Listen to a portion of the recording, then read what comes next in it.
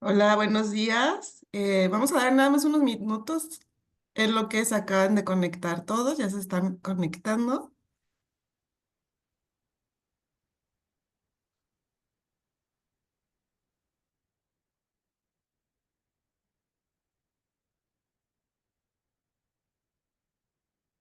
Unos minutitos más.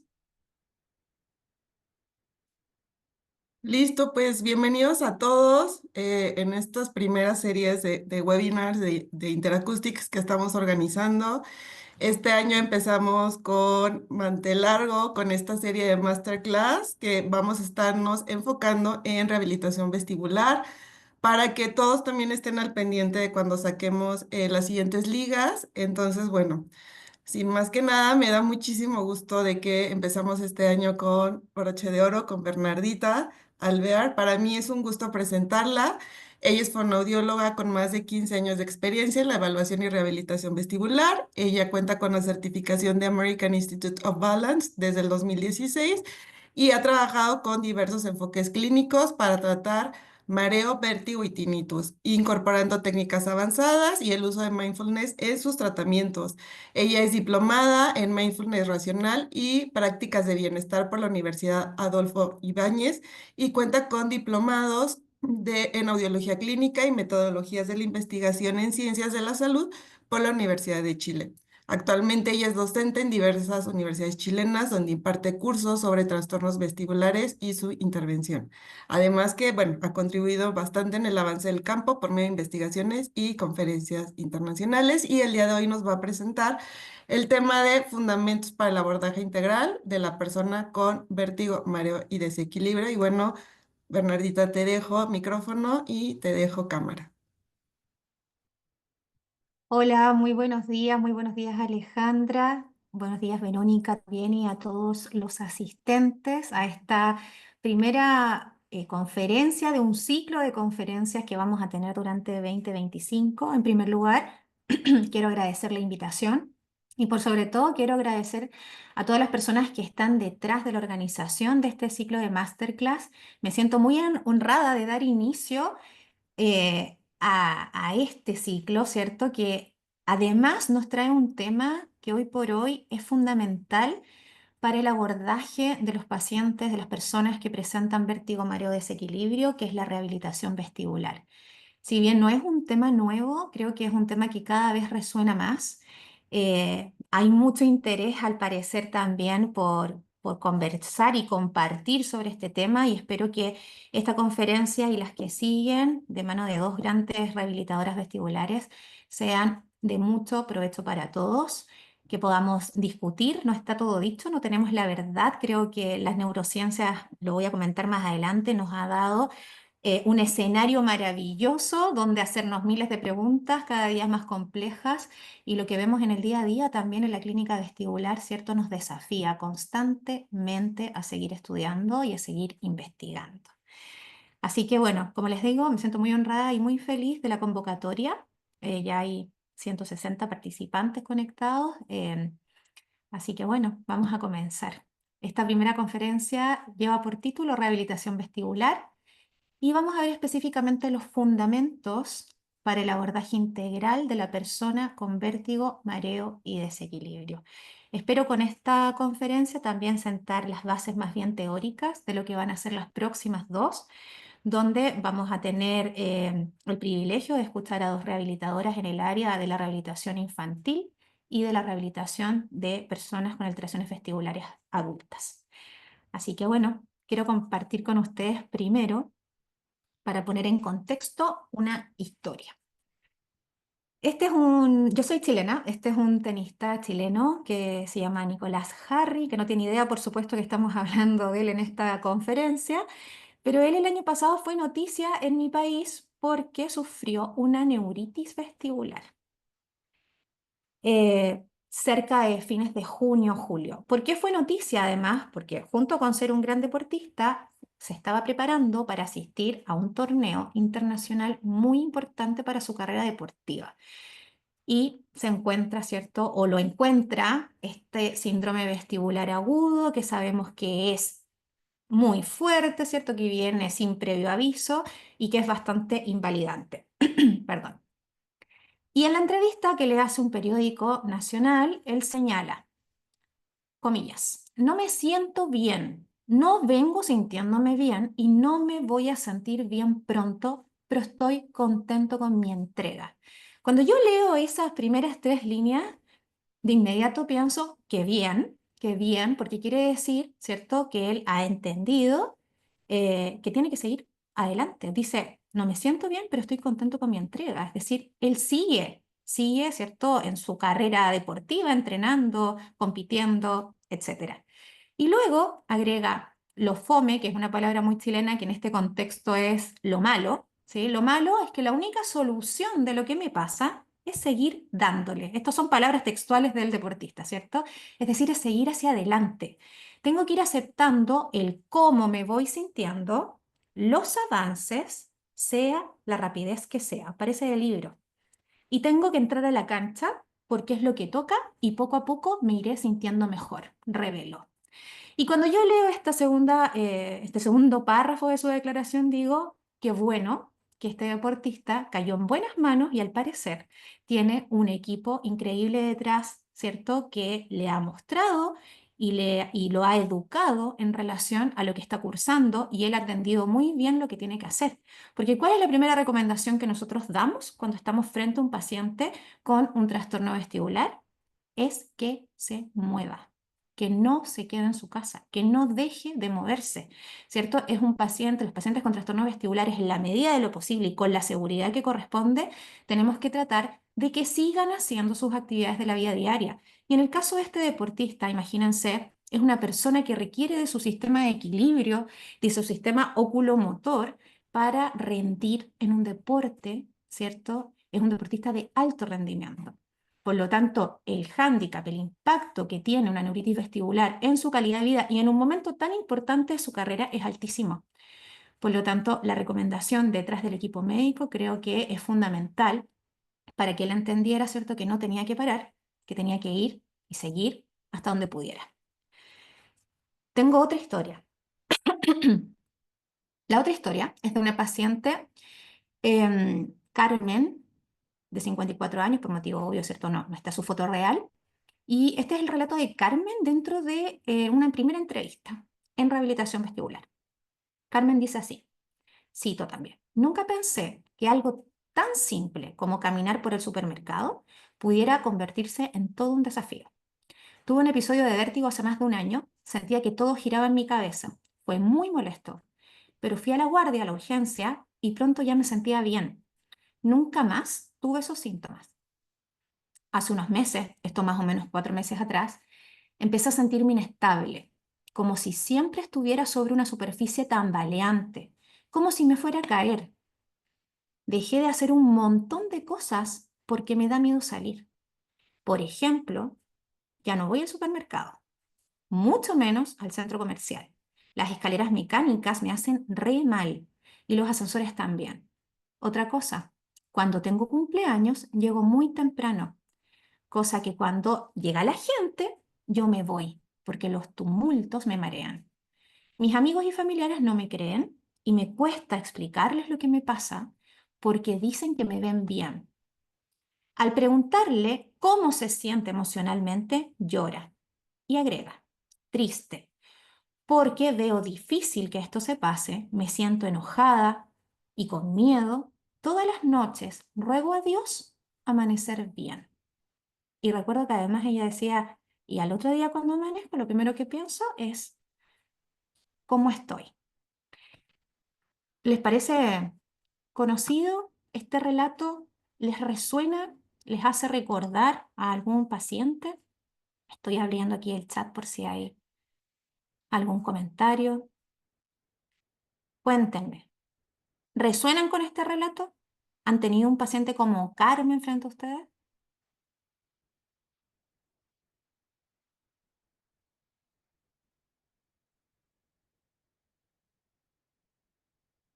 Sí, gracias, Carla. Sí, muy familiar el relato. Las historias son infinitas. La mayoría de mis pacientes, muchos, sí. Bien. Mareo perceptual persistente. Claro, inmediatamente vamos a pensar cuál es el diagnóstico, ¿cierto?, de este paciente. Tuve una docente con un cuadro parecido, afectada emocionalmente, muy parecido, con muchas experiencias negativas. ¿Será igual el pronóstico de esta paciente con el paciente anterior? La verdad son dos cuadros bastante diferentes, ¿cierto? El del primer paciente, un deportista de alto rendimiento, que por supuesto el hándicap va a ser importante porque tiene que rendir en competencia, ¿cierto? Requiere de un nivel avanzado de su sistema del equilibrio, su sistema oculomotor, ¿cierto? Y tenemos a Carmen, que aparentemente no sale de su casa hoy por hoy. Bien, nos faltan aquí sí antecedentes de a qué se dedica, capaz y hacía algún deporte antes, pero en este minuto y hace 4 meses más o menos, ella está con estas dificultades, ¿cierto?, que la hacen quedarse en su casa. Imagínense, yo le digo a Carmen lo que le podría decir al deportista: no, Carmen, tienes que salir de tu casa, tienes que salir, no puedes quedarte, si se lo digo así de golpe. No creo que tenga un impacto muy positivo en ella porque ella es una persona que está con mucho temor, con mucho temor. Exacto, los síntomas psicológicos pueden ser comunes. Exacto, ansiedad, depresión, muchas gracias. O sea, todas esas cosas son las que nosotros vemos en muchos pacientes vestibulares, no en todos, en muchos. ¿Y qué nos encontramos nosotros, cierto? Pensando en estos dos casos que son vamos a decir radicalmente distintos, ¿cierto? Cuando nosotros trabajamos desde el punto de vista de la rehabilitación vestibular, eh, recibimos, ¿cierto?, personas que han sido diagnosticadas con distintos cuadros y que se enmarcan en distintos tipos de patologías. Y les quiero mostrar esto porque me parece sumamente interesante porque habla un poco de cómo evoluciona y cómo cambia el motivo de consulta en la rehabilitación vestibular.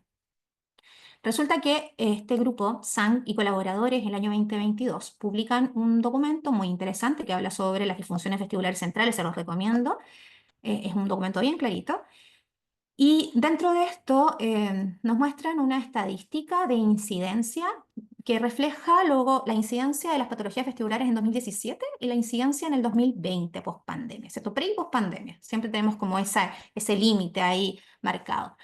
Y vemos en celeste eh, el orden, ¿cierto?, de las patologías que va desde la más frecuente por excelencia, es lo que todos aprendimos en algún minuto, ¿cierto?, el vértigo posicional paroxístico benigno. Seguido por el mareo funcional. Recordemos que en 2017 es cuando se establecen, se publican los criterios diagnósticos del 3PD, ¿cierto?, el mareo perceptual postural persistente, el mismo año que ellos, ¿cierto?, hacen este análisis. Lo sigue muy de cerca el vértigo vestibular central, la migraña vestibular, la enfermedad de Meniere, la vestibulopatía uni y bilateral, la paroxismia vestibular, otros desórdenes vestibulares y aquellos mareos que no tienen una etiología conocida. Si nosotros miramos esta línea en rosa o fucsia, ¿cierto?, de 2020, lo primero que llama, bueno, la incidencia por supuesto que es más alta, y lo otro que llama la atención es que se invierten las dos primeras patologías. Es decir, el BPPV pasa a segundo lugar y muy cerquita del vértigo vestibular central.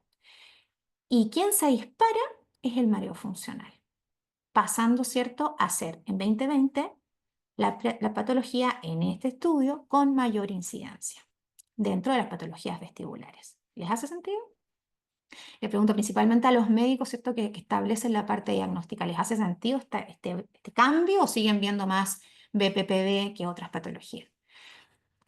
Puede cambiar, ¿cierto? Dependiendo de la zona geográfica también pueden haber diferencias. Y a la derecha tenemos dos gráficas. La primera es sacada de un libro que se publica en 2013 y esta casuística, imagínense, es de 14.790 pacientes. Un número muy importante, ¿cierto?, de pacientes. Y el trabajo, que si bien se publicó en un libro, ¿cierto?, es de Brand, Dietrich y Strupp. Y ellos, en base a esta casuística de una clínica especializada de vértigo, lo que ven es que lo más frecuente en su clínica era el diagnóstico de vértigo posicional paroxístico benigno, que correspondía a un 17,7% de los casos de vértigo que tenían en su clínica. Esto seguido por el vértigo somatomorfofóbico, y si se fijan, las demás patologías tienen un orden bastante parecido al del cuadro de la izquierda. Y por acá también vemos, si bajamos un poco, que aparecen otras formas psicógenas, ¿cierto?, de vértigo psicógeno, y aparecen síndromes vestibulares no tan claros y otros desórdenes. Algunos de estos podrían estar también sumados acá al vértigo postural fóbico somatomorfo. Año 2013 todavía no se describían los criterios diagnósticos del 3PD. Lo interesante es que este mismo grupo en 2023 publica su nueva estadística en base a valores absolutos. Tenían una muestra de 39.918 pacientes entre 2019 y 2021. Y fíjense lo que sucedió, lo mismo que acá. Se invierte. ¿Y quién pasa a ocupar el primer lugar en la consulta de vértigo, cierto? Es el mareo funcional, con 6.854 casos, seguido por el BPPV con 5.518. O sea, tanto en esta estadística como en estos dos lugares geográficos diferentes, vemos, ¿cierto?, que la consulta por vértigo o mareo funcional, ¿cierto?, aumenta en los últimos años y, curiosamente, después de que se establecen los criterios diagnósticos de 3PD y después de la pandemia. Bueno, acá no tanto, porque de 2019 a 2021, ¿cierto?, justo ahí. ¿Les hace sentido esto? ¿Es lo que ustedes ven en su consulta? Y por supuesto están las otras patologías, ¿cierto? Tenemos acá migraña vestibular, enfermedad de Meniere, las vestibulopatías. En el caso de las consultas que llegan a rehabilitación vestibular, que en el mejor de los casos llegan con el diagnóstico claro, nosotros creo que, y hablo por mí y por algunos colegas con los que hemos conversado, el mareo funcional está ocupando un lugar importante dentro de las derivaciones. Seguido, yo creo, por la migraña vestibular, que también es muy frecuente cuando es derivada de terapia, porque no siempre es derivada de terapia. Y bueno, y las vestibulopatías periféricas, ¿verdad? Que acá tenemos en conjunto las neuritis vestibulares, las vestibulopatías bilaterales, ¿cierto? Que en general pueden significar también un número importante de consulta en rehabilitación vestibular. Pero por lo menos en mi caso, este yo creo que es el diagnóstico más frecuente. Ahora, cuando vemos todo esto, a mí me surgen algunas preguntas. Y sé que acá hay médicos, ¿cierto? Conectados, hay rehabilitadores vestibulares, audiólogos. Y una de las preguntas es, colegas, ¿cómo quienes hacen rehabilitación, cómo es la derivación de estos pacientes a su consultorio de rehabilitación vestibular? Con esto me refiero a, ¿cómo llega la derivación? ¿El paciente viene con diagnóstico? ¿Siempre? ¿El paciente viene con los estudios realizados? ¿Siempre o no? ¿El paciente viene con la indicación clara desde el diagnóstico de qué se espera de la rehabilitación vestibular? ¿O es más común que reciban descripciones que dicen 10 sesiones de rehabilitación vestibular sin diagnóstico, sin antecedentes clínicos, sin estudios? Generalmente solo trae diagnóstico de vértigo periférico. Bien. ¿Cómo le va a los demás con esto? ¿Qué reciben? ¿Les pasa, por ejemplo, que a veces les ponen 10 sesiones de rehabilitación vestibular, diagnóstico BPPV? Número de sesiones y vértigo periférico. Muchos llegan con diagnóstico sin estudio, también con diagnóstico sin estudio. No llegan con los exámenes. Ajá. Y curioso eso, porque los exámenes debieran estar a disposición del paciente, ¿cierto? Y debieran estar a disposición de todo el equipo que lo va a atender. Hay toda una discusión también sobre ese tema todavía. Generalmente así, terapia vestibular, tanto número de sesiones, casi nunca vienen sin diagnóstico. Bien. Llegan sin estudios, con órdenes de sesiones y a todos les colocan BPPV. Ok, solo trae audiometría e impedanciometría y sesiones que indican el otorrino. La mayoría sin exámenes, a veces con diagnóstico de BPPV para rehabilitación.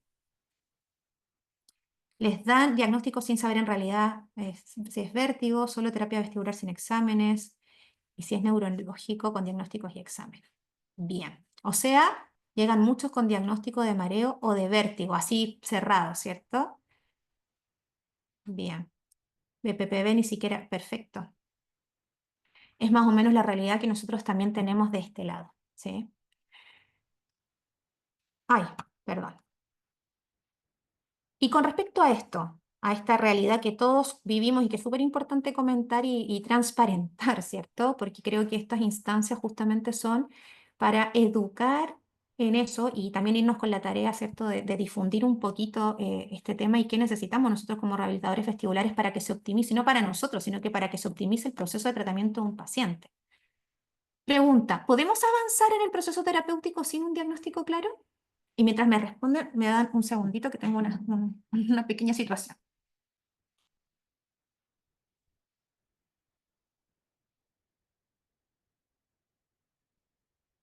Lo resuelto.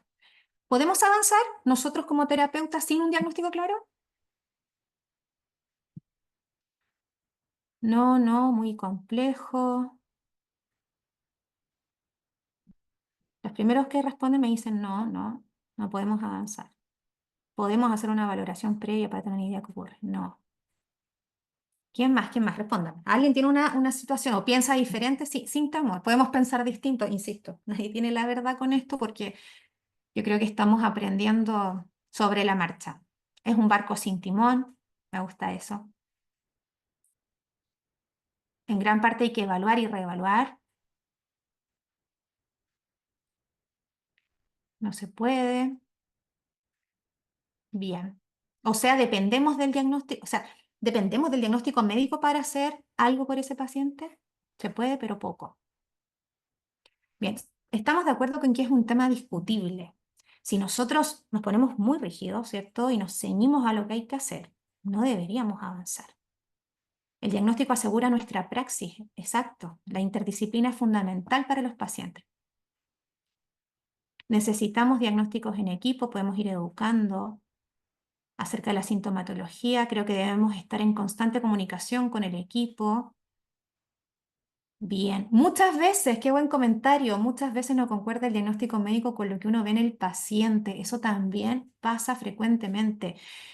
Pasa a veces que llegan los pacientes, no sé si tan frecuentemente, pero pasa que llegan algunos pacientes con un diagnóstico y nosotros vemos otras cosas en la valoración funcional. Si podemos o no avanzar en el proceso terapéutico sin un diagnóstico claro, es cuestionable. Yo creo que no, pero sí podemos hacer algo por conseguir ese diagnóstico y creo que es una responsabilidad nosotros como terapeutas cuando el paciente llega, porque nuestro primer compromiso es con el paciente. Y quiero acá hacer una aclaración, voy a usar el concepto paciente porque es universalmente reconocido, ¿cierto? Aunque en mi país es un concepto que se ha dejado de usar paulatinamente, ¿bien? Por recomendación también de la Organización Mundial de la Salud, pero me voy a referir a paciente o usuario quizás de manera indistinta. Podemos avanzar, pero es una responsabilidad y nuestro primer compromiso es con el paciente. Entonces, en caso de que llegue un diagnóstico equivocado y que yo estoy viendo porque resulta que me he formado, tengo las competencias necesarias para hacer una valoración de ese paciente, y veo, a ver, estoy viendo algo diferente, hay algo que no me cierra, este paciente está derivado por algo periférico y yo estoy viendo movimientos oculares que me dan luces de algo más bien central, es una responsabilidad no perder tiempo y ver qué está pasando. Y yo creo que efectivamente, alguien lo dijo por ahí, la comunicación con el equipo es fundamental, así no estemos en el mismo lugar físico. Comunicarse con el médico que deriva, tratar de llegar, ¿cierto?, a acuerdos también y en el entremedio de que ese paciente tenga un diagnóstico o una valoración específica médica, también nosotros como rehabilitadores podemos avanzar, ¿cierto? La primera sesión debiéramos poder hacer una buena anamnesis que nos oriente sobre lo que pasa con ese paciente y hacer una buena valoración también funcional y oculomotora, porque tenemos las competencias para evaluar a ese paciente, si es que nos hemos formado en eso. Eso nos va a dar luces como para tener un escenario o un panorama y ese paciente pueda ir a un especialista médico que oriente su diagnóstico. ¿Sí? Yo creo que lo importante es no cerrarse a hacer nada, sino que hacer lo que corresponda por no perder tiempo. Sobre todo considerando que todavía muchos pacientes del área vestibular dan vueltas por mucho tiempo en el servicio médico sin una respuesta que resuelva sus dificultades y eso va perpetuando los síntomas y transformando patologías que podrían haberse resuelto en patologías crónicas. Y pensando en los casos, ¿cierto?, que teníamos al inicio, los mecanismos de recuperación del paciente 1 versus la paciente 2, ¿cierto?, de Nicolás y Carmen, ¿serán los mismos? ¿Podemos hacer el mismo tipo de terapia con Nicolás que con Carmen? ¿Cómo lo ven ustedes? Voy a ver esta otra cajita.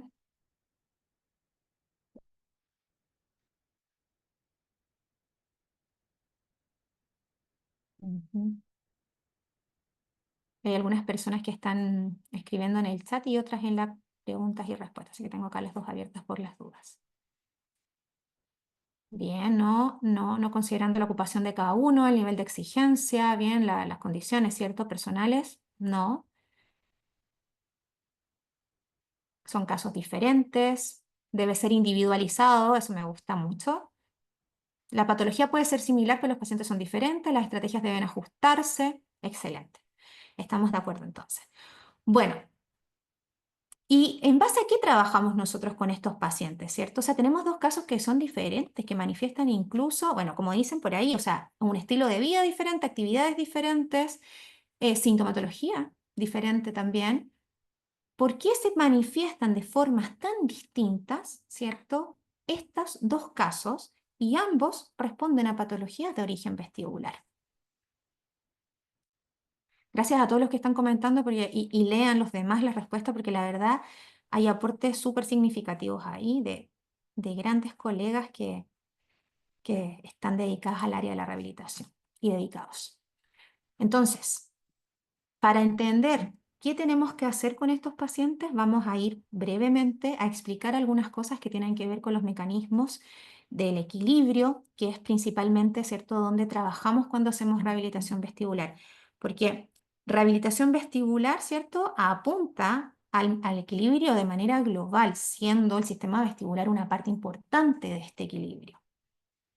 Cuando nosotros vemos desde una perspectiva funcional el sistema del equilibrio, sabemos, ¿cierto?, que para que una persona mantenga el equilibrio, mantenga el balance y pueda desarrollar sus actividades de la vida diaria, necesita de información sensorial, que es información de entrada, ¿cierto? Un input de información sensorial que va a estar dada por el sistema visual, por el sistema propioceptivo y por el sistema vestibular, que van a entregar información del medio circundante. Esa información sensorial va a ser procesada en el cerebro, ¿cierto? En esto juega un rol fundamental el tronco encefálico, la corteza, varias estructuras a nivel central, ¿cierto? Más profundas también, y el cerebelo. Entonces a este nivel se van a procesar, se van a organizar y se van a clasificar estas informaciones sensoriales del entorno. ¿Para qué? Para generar respuestas, un output, ¿cierto? Que va a ser motor. Un output que me va a permitir controlar los movimientos oculares, controlar la postura. Van a haber movimientos, ¿cierto? O respuestas motoras reflejas, como el reflejo vestíbulo ocular, el reflejo vestíbulo espinal y cervical, y también van a haber respuestas motoras voluntarias que me van a permitir acomodar mi cuerpo en el espacio frente a situaciones desafiantes, ¿cierto? O situaciones cotidianas que merezcan cierto nivel de equilibrio, que en verdad son todas las situaciones. Cuando me paro de una silla, ¿cierto? Cuando camino, etcétera. No tiene que ser un contexto desafiante para que yo eche a andar todo este sistema. El sistema está a disposición constantemente. Y una cosa súper importante es que toda esta información no sucede de manera espontánea. Hay toda una comunicación neuronal sucediendo a nivel nervioso central para que esto se dé de manera eficiente. Ahora bien, si nosotros miramos el sistema vestibular desde la perspectiva, o el sistema del equilibrio desde la perspectiva de la percepción, tenemos que contamos con referencias espaciales que son multisensoriales, que nos dan información visual, nuevamente, propioceptiva del cuerpo, ¿cierto? Vestibular, y puse ahí audición muy tímidamente. Yo soy fonoaudióloga, además, creo que la audición siempre la dejamos de lado en todo el proceso del sistema del equilibrio y tiene un rol fundamental, principalmente cuando hablamos de percepción, porque la audición también va a contribuir a esto, a generarnos un modelo interno de representación de nuestro cuerpo en el espacio, que eso sucede a nivel central. Nosotros somos capaces, ¿cierto?, de generar este modelo, de reconocer en qué posición estamos, dónde están mis extremidades, dónde están mis brazos, mis pies, ¿cierto? ¿Dónde estoy en relación al entorno? ¿Cómo me estoy moviendo? ¿cierto? Cómo conversa mi cuerpo y mi movimiento corporal con el movimiento del entorno. Para eso sirven los modelos de representación mental y consideran también una serie de, de mecanismos centrales que tienen que ver con la navegación espacial, con la cognición espacial. Entonces, cuando vemos desde la perspectiva de la percepción el sistema del equilibrio, ya dejamos de hablar tanto de reflejos. No digo, y no le quiero restar importancia a los reflejos, es lo que está además más estudiado, ¿cierto? Es donde está la respuesta a muchos de nuestros ejercicios de rehabilitación vestibular, pero resulta que si yo pienso en un Nicolás, probablemente mi enfoque terapéutico va a estar enfocado en los reflejos, ¿cierto? Va a ir hacia los reflejos, hacia trabajar el reflejo vestíbulo-oculomotor para mejorar la estabilización de la mirada, que seguramente por la neuritis está deteriorada, tenemos un reflejo descalibrado y probablemente también su sistema del equilibrio está deteriorado. Entonces voy a ir a trabajar reflejos y control motor. Pero en una persona como Carmen, no sé si voy a ir a trabajar reflejos. ¿Qué dicen ustedes? ¿Trabajan reflejos en una persona como Carmen? También creo que es algo que nos podemos cuestionar. Algunas personas me dirán que sí, otras personas capaz me dicen que no. ¿Trabajaremos reflejos con Carmen? ¿O iremos más a trabajar esta parte que tiene que ver con los modelos de representación del cuerpo en el espacio? Carmen ya no sabe relacionarse o, o no sabe relacionar su cuerpo en un mundo que es visualmente complejo, visualmente cambiante y también cambiante propioceptivamente. Imagínense lo siguiente. eh, Cuando a veces nosotros tratamos pacientes con 3PD y con migraña vestibular también, eh, me pasa que los pacientes a veces dicen, llegan a un punto en que dicen, estoy súper bien, o sea, me siento mejor. Y uno dice, "Ay, qué bueno", porque no es fácil el trabajo con los pacientes con varios funcionales. Me siento mejor. Y uno se pone muy feliz, pero aparece el pero cuando estoy acá. Entonces yo mientras estoy haciendo los ejercicios, mientras estoy moviéndome, mientras estamos acá, estoy súper bien. Y de hecho, cuando estoy en mi casa también me siento bien, pero basta que yo salga de la puerta a la calle y todo cambia. Me vuelvo a sentir mal, me vuelvo a marear, vuelvo a tener este nivel de ansiedad, tengo que pedir que me vengan a buscar, no salgo solo, todo vuelve a lo mismo. Es decir, no logramos transferir lo que hacemos en la terapia, ¿cierto? Y en la casa hacia fuera. Y eso es un tema, es un paso de la terapia de rehabilitación, la transferencia, que este paciente que acá puede hacer todo, lo puede hacer, ¿cierto?, en sus actividades de la vida diaria, porque el contexto del consultorio es un contexto bastante armado, muy protegido, ¿sí? Muy desde mi zona de confort. Entonces, ¿qué pasa con estos pacientes? Imagínense que si yo salgo de aquí, yo vivo en una ciudad, y varias personas también veo conectadas de esta ciudad, que en esta época llueve, sale el sol, hay tormentas eléctricas, he estado temiendo toda la semana para que no se me corte la luz hoy. Hay ahí una cartita bajo la manga por si eso llegara a suceder.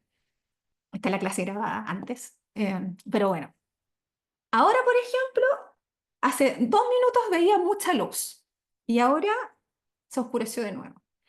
Bien, eso, imagínense que es el clima es algo que ya cambió todo el escenario, o sea, la luz a la que salgo ya cambió todo el escenario.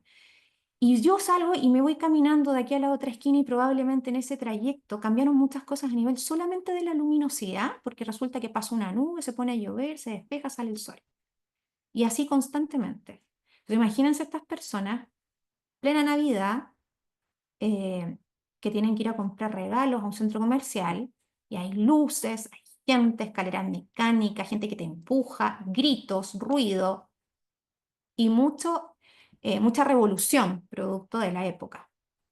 Por supuesto, ¿cierto?, que se enfrentan a esas situaciones cambiantes constantemente que te desafían y que no logras, ¿cierto?, reacomodarte y finalmente te sientas y te quieres ir. O sea, eso es muy, muy común. Claudia dice, es importante utilizar estrategias como yoga, respiración y apoyo interdisciplinario, todo con psicología. Muchas gracias por ese comentario. Carlos Pino, hola Carlos, querido. Porcentualmente, entre ambos casos, el abordaje debe ser distinto, pero sin dejar de trabajar una parte. Exacto, no hay que dejar de trabajar una parte en desmedro de la otra. Bien.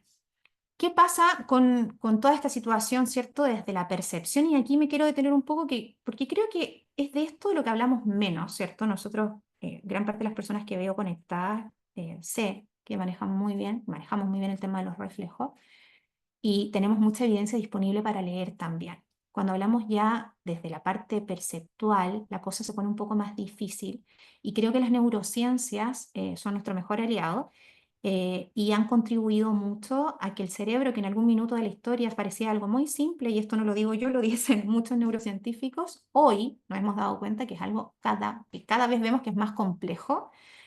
Entonces, los avances de la neurociencia, más que darnos respuestas, nos generan mil dudas. Y, y cuando nos ponemos a leer un poquito hacia allá, decimos, oh, esto podría encajar, ¿cierto? Acá, porque el sistema vestibular, recuerden que se recupera por mecanismos de compensación que dependen de la neuroplasticidad, ¿cierto? Eh, de las neurociencias en general. Entonces, ¿qué pasa con los sistemas desde la parte perceptual? Cuando nosotros estamos en una situación, ¿cierto? Normal, natural, ¿cierto? Nos vamos a ver enfrentados a estos cambios de la vida, cambios de la superficie, de visuales, etcétera. Cerramos y abrimos los ojos y nuestros sistemas sensoriales principales involucrados en el equilibrio, estos tres, empiezan a enviar señales. Más o menos, suben y bajan, ¿sí? Es como si tuvieran así un switch que sube la intensidad, baja la intensidad de las señales que transmiten. Entonces, si yo cierro los ojos como esta chica del video para dar perdón, para dar una vuelta, ¿cierto? Lo que está sucediendo ahí es que anulo la entrada visual y su sistema del equilibrio en ese minuto tiene que confiar más de la entrada propioceptiva y principalmente de la entrada vestibular, ¿cierto? Porque aparte se está moviendo, para poder hacer esta representación mental del cuerpo en el espacio y no caerse. Bien, ella lo puede hacer sin ningún problema, así como lo hacemos si bailamos, si caminamos, etc. A esto, ¿cierto? Se le llama reponderación sensorial, que es la contribución relativa que va haciendo cada sistema sensorial y que cambia dependiendo de las condiciones ambientales. Esto ya se establecía en el año 78 y se ha ido estudiando hasta la fecha. Y hay estudios que encontraron que la contribución de cada uno de estos sistemas sensoriales va a cambiar dependiendo de las perturbaciones aplicadas durante la postura y las condiciones ambientales. Esto en estudios de laboratorio, pero a nivel clínico, ¿cierto? Donde evalúan pacientes sobre posturógrafos y van mediando, ¿cierto? O poniendo en conflicto sensorial la base de sustentación, y el paciente va teniendo reacciones que a veces son de correcciones voluntarias o a veces tienen que ser inmediatas, ¿cierto? Medidas reflejas porque no anticipan el cambio de modificación de la superficie. Y con esto se ha ido viendo cómo efectivamente los sistemas sensoriales se empiezan a reponderar. Si nosotros llevamos esto a la práctica clínica, cuando hacemos posturografía, yo creo que es la forma más fácil de verlo. Cuando hacemos posturografía, ya sea dinámica o estática, en mi caso tengo más experiencia con la posturografía estática, si bien hay muchos procesos, y esto quiero aclararlo, hay muchas cosas de la postura que no están del todo claras. Entonces sabemos que en términos posturales no es solamente que estos tres sistemas los que están funcionando, pasan muchas cosas a nivel postural que no están del todo claras y que se siguen investigando. Pero pensando en esta reponderación sensorial, cuando yo hago una posturografía, lo que me muestra la posturografía es justamente cómo el sistema de esa persona está entregando la información vestibular o está ponderando más que entregando la información vestibular visual y propioceptiva para la mantención del equilibrio. Y para ver eso, yo pongo a la persona en distintas situaciones de equilibrio, con los pies en una superficie estable, con los ojos abiertos, que eso le va a permitir, ¿cierto?, tener todos los sensores sensoriales, valga la redundancia, a disposición, la visión, la propiocepción y, y el sistema vestibular. Después lo hago subirse a o sea, perdón, cerrar los ojos en una superficie estable, ¿cierto? Está en una plataforma todo el tiempo, en una superficie estable, con los ojos cerrados, y ahí anulo el input visual y veo cómo ponderan el input propioceptivo y el input vestibular. Después, en la condición 3, el paciente se tiene que subir a una superficie inestable, con los ojos abiertos. Entonces ahí tengo a disposición el input visual, el input propioceptivo, pero perdón, el input vestibular, pero el input propioceptivo lo desafío, ¿cierto? Lo pongo en conflicto con esta colchoneta que pongo sobre la plataforma. Y en la cuarta situación, tengo al paciente en esa colchoneta con los ojos cerrados. Entonces, eh, está ahí sin input visual, con un input propioceptivo desafiado, ¿cierto? Y con el sistema vestibular a disposición.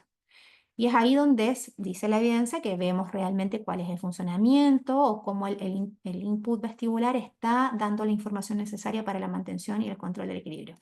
Los pacientes con vestibulopatías bilaterales en la cuarta posición suelen caerse, no logran mantener esa postura, porque tienen anulados los dos laberintos a nivel vestibular, es decir, casi que no tienen información vestibular o muy poca, los desafío con la propiocepción y encima cierro su referencia más directa, que es la visión, ¿cierto? La visión que nos permite establecer un objetivo, mirar a un punto para tener referencias espaciales que me permitan más o menos controlar mi cuerpo y alinearlo con la vertical externa, alinear la vertical de mi cuerpo. Ahora, nosotros en el laboratorio lo que tenemos también son otras dos, hacemos que el paciente pase por otras tres posturas que tienen que ver con la estimulación visual, optoquinética, y ahí lo que solemos ver, aunque lo estamos estudiando todavía, es que los pacientes que presentan 3PD y los pacientes que presentan migraña vestibular, cuando están en una superficie, ¿cierto? Con ojos abiertos y con estimulación visual, a veces puntúan súper bien en todas las otras condiciones, pero en esta, con estimulación visual, tienden a perder el equilibrio o a aumentar, ¿cierto? La ansiedad y el miedo por el exceso de información. Entonces, ¿por qué es importante esto de la reponderación sensorial? Porque es una de las cosas que vamos a tener en cuenta cuando hagamos rehabilitación vestibular y veamos, ¿cierto?, que el input vestibular no está dando la información suficiente y por lo tanto el sistema se tiene que reponderar hacia estas señales que son visuales y propioceptivas.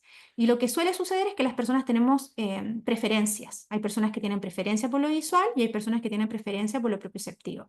Y la verdad es que tener preferencia, especialmente por lo visual, es un problema, porque esa persona va a necesitar cerrar los ojos en muchas situaciones, ¿cierto? O va a necesitar desplazarse en lugares que son oscuros, y ahí va a perder mucha información. Bien, entonces, en definitiva, cuando hablamos del sistema del equilibrio, ¿cierto? El equilibrio se va a basar en referencias espaciales multisensoriales, alocéntricas, egocéntricas y geocéntricas, ¿cierto? En procesos centrales y en estrategias sensorio-motoras. Pero además, eso no es todo, ¿cierto? Esto tiene que ver con el cómo. Es decir, la reponderación sensorial va a variar según la persona, pero va a variar en torno a un contexto dinámico. Y esto destaca la importancia de una representación interna que va a conversar con el entorno circundante. Este modelo, la verdad es que es muy importante cuando nosotros planificamos terapia para los pacientes, porque nos deja muy en claro que no está solamente acá el trabajo. El trabajo tiene que incluir todas estas variables y probablemente vamos a tener pacientes que estén más ubicados acá en relación a la manifestación y expresión de sus síntomas, ¿cierto? Otros pacientes por acá y otros que van a estar más centrados en este déficit a nivel de los procesos centrales. Y cuando miramos esto, de todas maneras, a mí me queda una duda. Creo que todos nos hacemos preguntas con los pacientes funcionales principalmente. Cuando nosotros escuchamos los relatos de la anamnesis de los pacientes con patología funcional, con mareo funcional, eh, yo creo que a todos nos pasa que constantemente nos estamos haciendo preguntas por todas las cosas que nos comentan y nos comparten, como el caso de Carmen, ¿cierto? Porque resulta que ahí yo digo, bueno, puedo evaluar los reflejos, capaz y encuentro algo, probablemente no, ¿cierto? Pero todo lo que me está diciendo esta persona, yo lo veo más, y pueden estar de acuerdo conmigo o no, pero lo veo más en la esfera cognitiva y con un alto componente emocional. Por eso destaco acá cognición y emoción. Y últimamente hemos empezado, o sea, hace un tiempo ya se viene hablando de la ansiedad, se viene hablando de la depresión, el estrés, etcétera, en las personas con patologías vestibulares, pero también aparecen otras emociones que no necesariamente, que no son patológicas, son emociones, ¿sí? No son patologías del área de salud mental, son emociones que se manifiestan cuando el paciente se tiene que enfrentar a situaciones desafiantes, ¿Y de qué se trata la terapia de rehabilitación vestibular? De exponerlo a esas situaciones. Entonces nosotros como rehabilitadores vestibulares tenemos que lidiar también con la manifestación de esas emociones al interior del proceso terapéutico. ¿Y cómo lo manejamos? Porque, a ver, una respuesta clara es que si hay una patología de salud mental a la base, ansiedad, depresión, estrés, burnout o lo que sea, por supuesto que vamos a derivar a ese paciente al área de salud mental, porque es ahí donde están los especialistas que van a hacer ese trabajo, ¿cierto? Y que probablemente si eso no sucede, nuestra terapia no va a andar bien, porque siempre va a estar interferida por la parte base, por esta base, ¿cierto?, de origen en la salud mental. Pero más que eso, yo me refiero a las emociones que se gatillan en el momento, que no son ni buenas ni son malas, son emociones. El miedo, por ejemplo. El miedo es lo que yo más veo en los pacientes con 3PD. Es impresionante. No quieren hacer cosas porque tienen miedo. Y el miedo gatilla un montón de otras emociones y acá aparecen todos los personajes de Intensamente, ¿cierto?, en el escenario. Muchos pacientes lloran en la terapia de rehabilitación vestibular mientras están contando lo que les pasa, porque evocan todas esas sensaciones, todas esas emociones, ¿cierto?, que van surgiendo por los síntomas vestibulares. Y acá hay una neurocientífica española, física y neurocientífica, Nazaret Castellano, que dice algo muy importante, y es que el cuerpo sabe lo que la mente aún no se ha dado cuenta. ¿Y qué quiere decir Nazaret con esto? Lo ha explicado en muchas conferencias y en sus libros también, ojalá puedan verla, escucharla, después les puedo compartir algunas cosas. Pero justamente antes de que nuestra mente se dé cuenta de lo que está sucediendo, nosotros sentimos las cosas en el cuerpo. Y la neurociencia nos ha abierto esta perspectiva de que cualquier proceso de salud que nosotros vivamos está relacionado con esta conexión mente-cuerpo. ¿Por qué obviarla entonces en el proceso de rehabilitación vestibular? ¿Por qué centrarnos en algo tan físico simplemente si vemos que hay emociones comprometidas in situ en la terapia? Entonces, cuando yo veo este modelo, que me parece muy bonito, ¿cierto? Y que me tomó ahí un rato diseñar los colores y todo, creo que quedó que quiero el mundo, pero cuando lo veo digo, me falta algo. Y eso que falta tiene que ver con esto que les voy a mostrar a continuación. Me demoro porque estoy moviendo acá las preguntas y respuestas y el chat y tratando de leerlo. Nosotros cuando hablamos de las señales sensoriales, hablamos de señales externas. Toda esta información es del medio externo. La información visual, la información auditiva, la información gravitatoria que capta el sistema vestibular, todas son señales externas,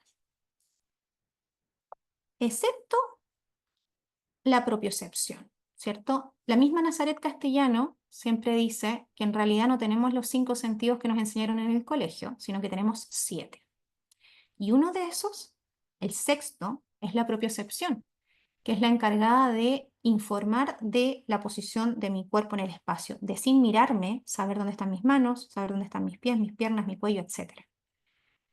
Y que ella lo reconoce como algo fundamental en todo este proceso de integración de la percepción, ¿cierto? La propiocepción. Entonces, todas estas otras señales, ¿cierto? Las vamos a llamar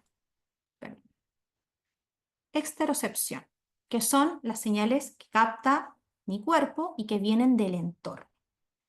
Y la propiocepción es de mi propio cuerpo. Y el séptimo sentido es la interocepción. Y la interocepción es la capacidad de percibir lo que pasa al interior de mi cuerpo. Nosotros cuando trabajamos en el área de la rehabilitación vestibular, podríamos también incluir, ¿cierto?, dentro de los 5 sentidos al sistema vestibular, ¿verdad? Que tampoco está nombrado en ninguna parte, pero nosotros sabemos que está ahí. El sistema vestibular para nosotros es lo más importante. Pero la interocepción aparece acá. Y la interocepción está muy relacionada con las emociones. ¿Qué es la interocepción? Es un proceso por el cual el sistema nervioso detecta, interpreta e integra señales que se originan dentro de mi cuerpo, proporcionando un mapeo que es momento a momento del paisaje interno a través de niveles conscientes e inconscientes.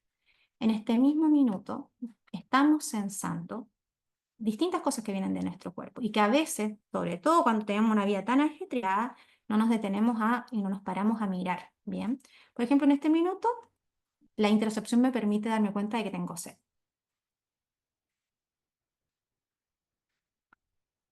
Algunos de ustedes tendrán hambre. Si yo le pongo un poquito de atención, eh, mi corazón está un poco acelerado, mi respiración también, ¿cierto? Si ustedes empiezan a pensar en cómo están y a escanearse, ¿cierto? Internamente, se van a dar cuenta que tienen la capacidad de ir fijándose en eso.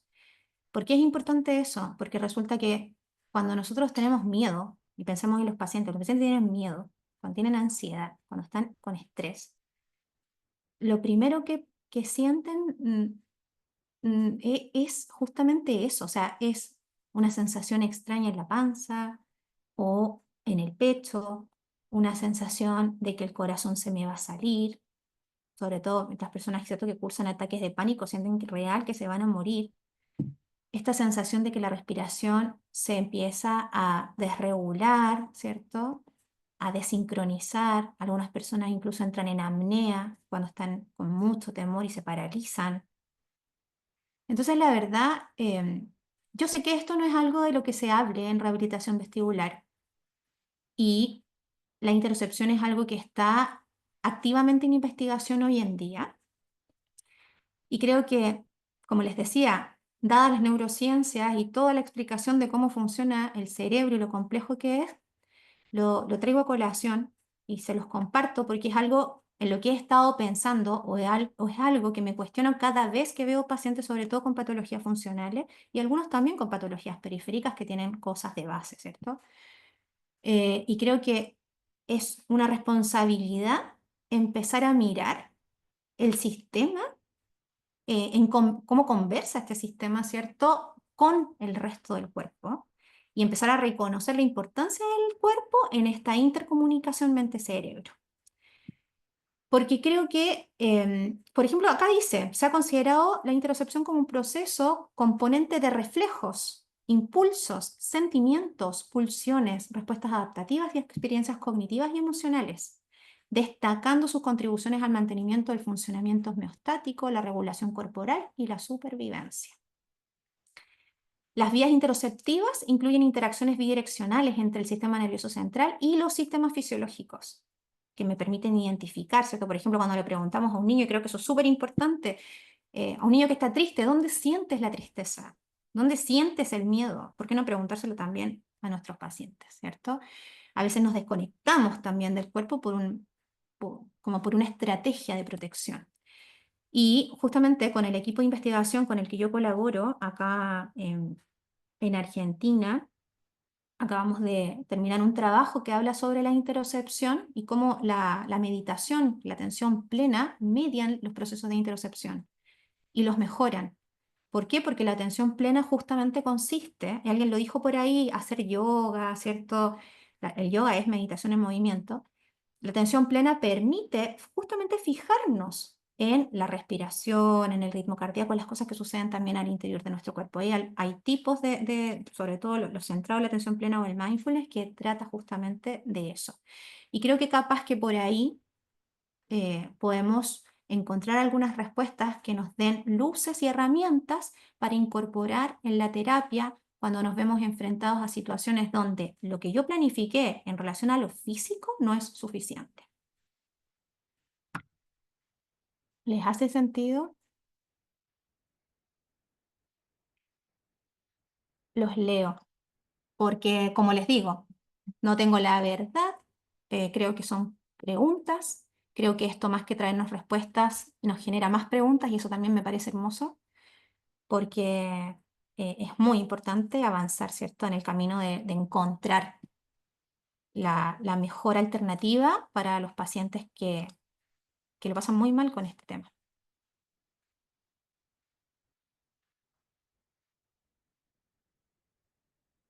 La rehabilitación vestibular no es una receta de cocina, dicen por ahí.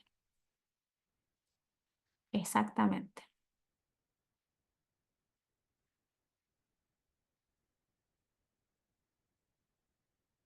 Bueno, ¿no hay preguntas, comentarios? Entonces, con todo esto,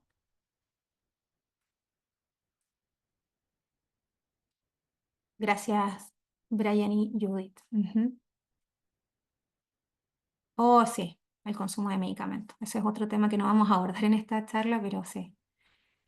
La rehabilitación vestibular, entonces, que siempre se describe, ¿cierto?, como una serie de ejercicios que se diseñan, ¿sí?, de manera personalizada para restaurar las funciones perdidas, ¿cierto?, o mejorar aquellas que están debilitadas. eh, para mí, va más allá de una terapia física, ¿sí? Creo que la rehabilitación vestibular y lo que nosotros hacemos va más allá de una terapia física, que es muy importante, pero es un componente dentro de varias aristas que nos toca trabajar en la terapia. Solo con terapia física nosotros no vamos a poder recuperar a un paciente, no vamos a poder ayudar en el proceso de recuperación de un paciente que presenta, por ejemplo, 3PD, menos en un paciente que presenta migraña vestibular, ¿cierto?, con síntomas persistentes de mareo y desequilibrio.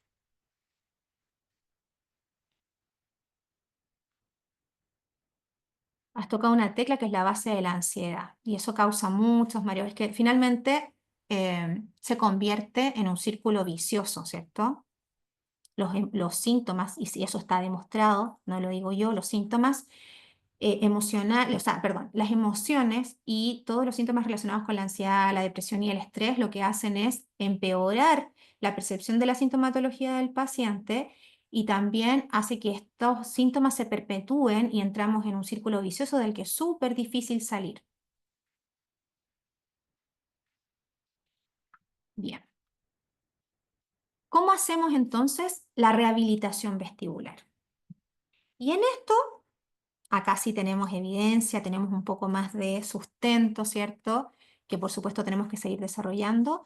Lo primero y lo más importante es siempre tener en cuenta, y sobre todo por lo que acabo de decir, que cualquier cosa que nosotros hagamos en la rehabilitación vestibular y estas herramientas y estas dudas que traemos, ¿cierto?, a escenario, es importante que las vayamos investigando justamente porque lo que debemos hacer es un tratamiento centrado en la evidencia.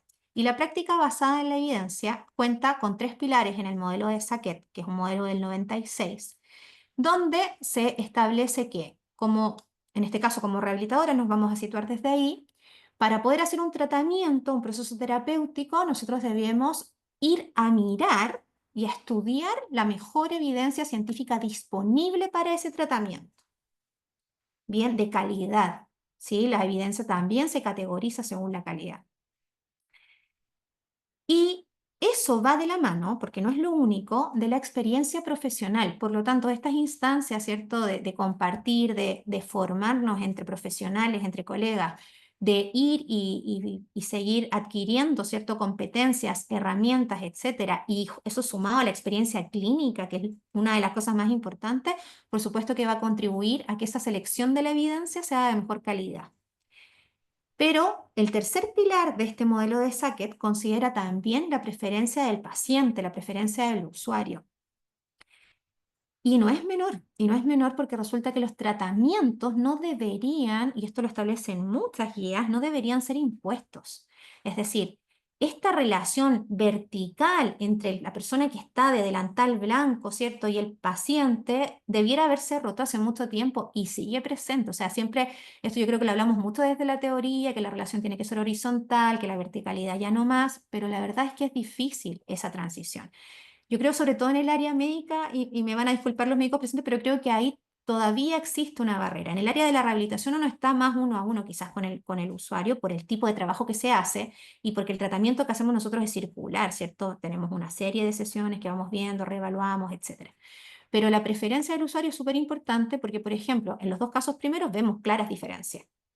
Yo no voy a poner a la paciente, a Carmen, a jugar tenis si nunca ha tomado una raqueta, ¿cierto?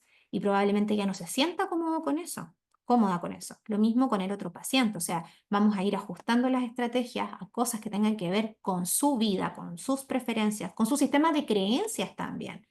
Bien, por ejemplo, por mucho que a mí me guste la atención plena, ¿cierto? Las prácticas meditativas. Si yo tengo un paciente que no se siente cómodo meditando, no voy a imponer una meditación porque yo creo que le va a hacer bien. O sea, claramente no, porque ese paciente que yo impongo un plan de tratamiento que es difícilmente ejecutable fuera de la consulta, va a llegar a su casa y no va a hacer nada.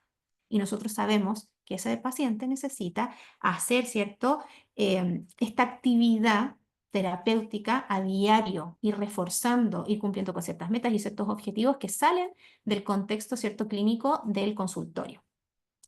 Ahora, cuando nosotros trabajamos en el ámbito de la rehabilitación, nos encontramos también con un montón de desafíos que tienen que ver con un contexto.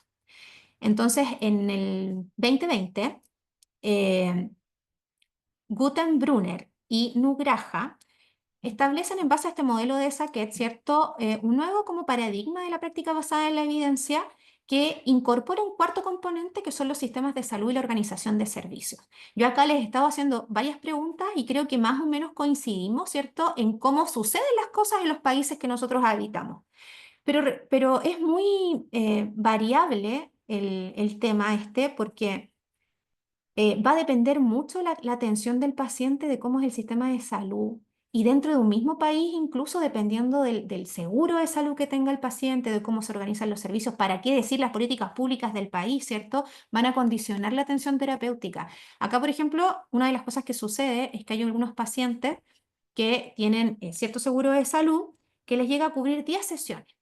Y muchas veces 10 sesiones no es suficiente para un paciente, por ejemplo, con una patología funcional, y ese paciente no puede volver a tomar otras 10 sesiones y se queda sin atención médica. Entonces nosotros sabemos que a ese paciente en 10 sesiones le tenemos que sacar el máximo de provecho posible y ver cómo organizamos esas 10 sesiones para que el paciente no se vaya a mitad de un tratamiento y no vuelva a tener seguimiento. Bien, nos condiciona mucho el sistema de salud. Por ejemplo, en el caso el plan de salud determina en gran medida, exacto, la atención. Por eso uno puede ofrecer un mejor pronóstico cuando la atención es particular. Sí, y no debiera ser siempre así. Yo les voy a poner el caso de Chile. Nosotros en Chile siempre nos quejamos del sistema de salud y capaz que porque nos quejamos está mejor. Pero hay algo que yo, la verdad, destaco mucho de Chile. En el área de la rehabilitación vestibular, no me voy a salir de acá. Resulta que en Chile nosotros tenemos en el nivel de salud primaria unos dispositivos que en su momento yo critiqué mucho porque encontraba que no que se utilizaban recursos de salud primaria para cosas que deberían verse en el sector secundario. Pero bueno, se crearon unos dispositivos que van a la atención del paciente. eh, Ahí en su barrio, ¿cierto? Están estos dispositivos en las comunas, en los barrios, y atienden cosas específicas. En el área nuestra, ¿cierto? Atienden cosas del área de otorrinolaringología. Y en muchos, no en todos, pero en muchos de esos dispositivos que se han ido instalando en Chile, se hace rehabilitación vestibular. Es decir, el paciente va al consultorio público de su comuna y puede, si tiene un diagnóstico cierto emanado y una prescripción de rehabilitación, puede acceder a la terapia. Y eso la verdad que lo encuentro maravilloso porque descongestiona un poco el sistema. Podemos criticarlo, sí, pero es una forma distinta que no existe en otros países. No sé qué pasa en sus países, si es muy distinta, seguramente es muy distinta la atención privada que la atención pública y probablemente la atención pública, ¿cierto? No sea tan bien valorada por la población, que es lo que suele suceder. Pero este cuarto componente es muy importante por eso, porque nosotros cuando hacemos rehabilitación estamos en un proceso que es circular.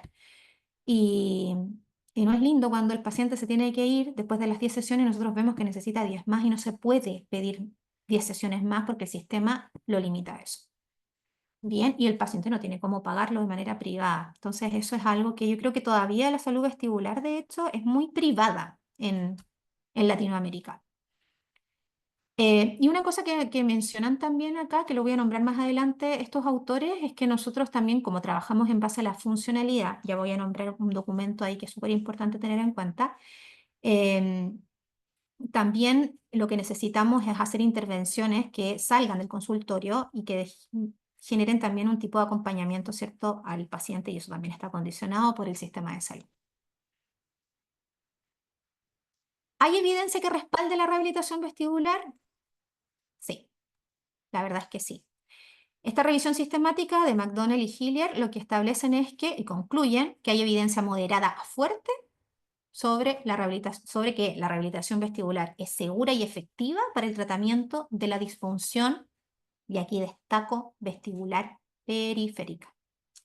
Vuelvo a decir, ¿por qué no seguimos haciendo preguntas a las funcionales? Porque si bien hemos avanzado en la investigación, todavía no conocemos bien los procesos fisiopatológicos subyacentes, ¿cierto? Y eso difícilmente nos va a hacer tener en el corto plazo evidencia de la calidad que tenemos cuando se trata de patologías periféricas. No es solo el sistema de salud. Entrenar de la mano los vestíbulos supresores. Ay, muchas gracias. Claro, los médicos envían a terapia con vestíbulos supresores, un gran obstáculo en el logro de los objetivos. Exacto.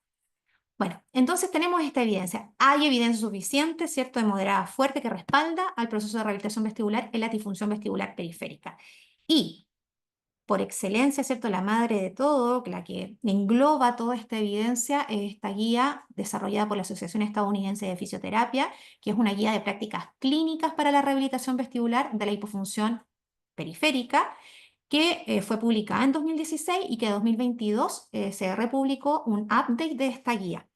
Yo no me voy a detener en esta guía, solo voy a mencionar luego algunos aspectos, pero creo que quien no se ha tomado el tiempo de mirarla, bájela, es de descarga gratuita, eh, y nos muestra todo lo que nosotros deberíamos y no deberíamos hacer con un paciente que presenta vestibulopatía periférica unilateral y bilateral. ¿Cuáles son aquellos ejercicios que tienen base en la evidencia y fuerte evidencia? ¿Cuáles son aquellos ejercicios que tienen evidencia moderada? ¿Cuáles son aquellos ejercicios que van a dañar o que van a causar daño por sobrebeneficio en los pacientes y que no deberíamos hacer? ¿Cierto? Y que probablemente por desconocimiento los estamos haciendo. Entonces yo les recomiendo que vayan y revisen esta guía y ahí están todas las respuestas para ver qué podemos hacer. Las respuestas en relación al manejo de las patologías periféricas. Y aparte que es reciente el update, hace 2, 3 años se publicó, 2 años y algo. Y otra cosa súper importante, aparte de basar nuestra práctica en la evidencia, ¿cierto? Es que los tratamientos que nosotros hacemos en la rehabilitación vestibular debieran ser en base a medidas de resultados. Em, Hace un tiempo atrás, no hace tanto tiempo atrás, de hecho, cuando yo me tocaba ir a supervisar a algunos colegas que hacían rehabilitación vestibular en el contexto del pregrado o el posgrado, tocaba ver muchas veces que que los colegas trataban, hacían ejercicios, por ejemplo, de recalibración, de estabilización de la mirada, ¿cierto? Ejercicios del borde, sostenían al paciente mirando un punto, moviendo la cabeza. Y yo estaba y miraba y veía la ficha del paciente, lo que tenía, y a veces me pasaba que no encontraba la evaluación. Y no hablo de la evaluación médica, porque esa en general estaba, esto estaba hablando en contextos hospitalarios, estaba el diagnóstico, la BNG en ese tiempo, después empezó a aparecer el VEGIT también, pero resulta que cuando iba a mirar la evaluación funcional que debe hacer el terapeuta, no había nada. Entonces, yo creo que por mucho tiempo pasó esto, ¿cierto? Y capaz que todavía pasa en algunos contextos, que se deriva a rehabilitación vestibular, sobre todo si la persona que toma a ese paciente no tiene experiencia en rehabilitación vestibular, que también pasa, ¿cierto? A veces también hay médicos que a mí me dicen no tengo a dónde derivar a los pacientes, porque no tengo rehabilitador donde yo trabajo, donde vivo, en mi ciudad, en mi país, etc. Entonces van los pacientes a cualquier profesional que no tiene suficiente formación, perdón, en esto. Entonces pasaba que llegaban los pacientes, no le hacían la evaluación funcional y empezaban a trabajar por qué es lo que aprendimos, ¿cierto? O sea, el sistema vestibular, sensores, ¿cierto?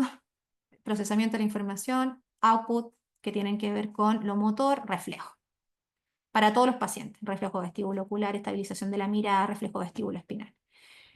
Perfecto. Al paciente no le voy a generar un daño trabajando estabilización de la mirada y probablemente lo vamos a trabajar siempre de manera muy transversal porque incluso los pacientes con migraña vestibular, y esto que hago un paréntesis, que yo veo que no tienen ningún problema, o sea que la VEGIT no arroja nada, que hago el test de agudeza visual dinámica y está perfecto, pero se quejan de que cuando mueven la cabeza ven borroso, ¿cierto? Entonces probablemente van a ver algunos ejercicios que van a estar enfocados a eso también. Sin embargo, yo pregunto siempre, ¿cuál es su punto de partida para hacer ese ejercicio? Sin cuestionar el ejercicio. ¿Cuál es el punto de partida? Está bien, haga el ejercicio, aunque yo no lo hubiera hecho, capaz en algunos casos. Pero si ya que hizo este ejercicio, ¿Cuál es el punto de partida? ¿Cómo cuál es el punto de partida? Sí, ¿cuál es el punto de partida? ¿A qué velocidad va a ser el movimiento del paciente? ¿Hacia dónde va a ser el movimiento? ¿Lo va a hacer bilateral? ¿Cuántas repeticiones? Y eso me lo da la medida de resultados, ¿cierto? Si yo valoro primero al paciente, porque al paciente no solamente lo valoro funcionalmente para saber en términos generales cómo está, también lo valoro para ver en términos específicos cuál es el punto de partida de una terapia, cómo va a partir la intensidad del ejercicio. Bien, entonces acá, en esta misma guía que les acabo de presentar, por suerte, ¿cierto?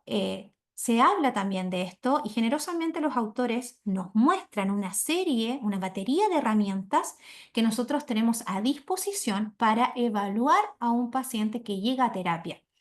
Y esta evaluación no es la misma evaluación diagnóstica. En el proceso diagnóstico, ¿cierto? Sabemos que se centra en la valoración oculomotora, clínica, instrumental, en toda la valoración neurológica se establece un diagnóstico, ¿cierto? Y ese diagnóstico se circunscribe a la clasificación internacional de los desórdenes vestibulares, que es un documento que emana de la sociedad Varani. Y hasta ahí deberíamos saberlo todo, ¿cierto? Los rehabilitadores y los médicos, ¿cierto? Sobre todo los médicos, ahí yo me encuadro. Pero cuando ese paciente es derivado a terapia, esa información tiene que conversar con una valoración funcional. No es que yo evalúo al paciente de nuevo, yo hago una valoración complementaria que me va a decir, a ver, este paciente que tiene neuritis, que tiene 3PD, que tiene migraña vestibular, etcétera, ¿cómo funciona con esta patología? Yo ya sé que tiene la patología, ya sé cuánta ganancia tiene su reflejo, pero yo necesito saber cómo funciona, porque ahí va a estar la diferencia, porque hay diferencias interpersonales. Y para poder hacer todo esto, nosotros tenemos que tener en cuenta, más allá de la clasificación internacional de los desórdenes vestibulares, que es nuestro pilar, ¿cierto? Incorporar además la clasificación internacional de la funcionalidad y la discapacidad, que es un documento que emana de la Organización Mundial de la Salud hace muchos años y que nos proporciona un lenguaje universal cuando se trata de la funcionalidad de una persona.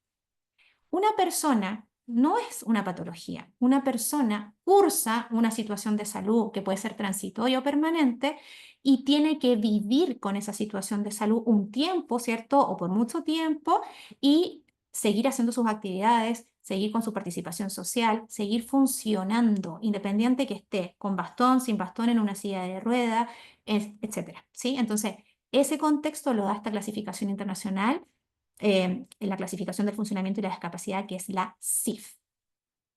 CIF. Ahí como dice acá. Clasificación internacional del funcionamiento y la discapacidad. También está descarga gratuita. No es tan fácil de entender al principio, tiene unos códigos, pero es importante ir mirándola. Por lo menos la descripción yo creo que nos da un panorama bien amplio. Y lo bueno, que también le agradezco a esta guía de la APTA, es que cuando nos proponen la evaluación funcional del paciente, lo hacen bajo los dominios de la CIF. Entonces, cuando ustedes lean documentos de Susan Whitney, de Susan Hetman, ¿cierto? De todas las personas que han sido pioneras en temas de investigación de rehabilitación vestibular en Estados Unidos, van a ver que siempre que categorizan las pruebas de evaluación funcional, las ponen bajo los dominios de la CIF.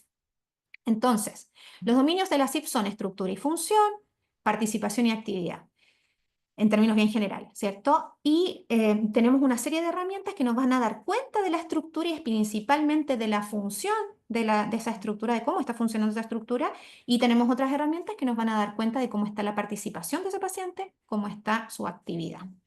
Entonces, acá solo por nombrar algunas, porque las que aparecen en el documento son muchas más y las que yo puse acá son las que yo suelo utilizar, excepto esta porque no la tengo. El test de agudeza visual dinámica, que yo no me voy a detener en esto porque mis colegas van a hablar de esto en sus charlas que vienen el próximo mes y el subsiguiente.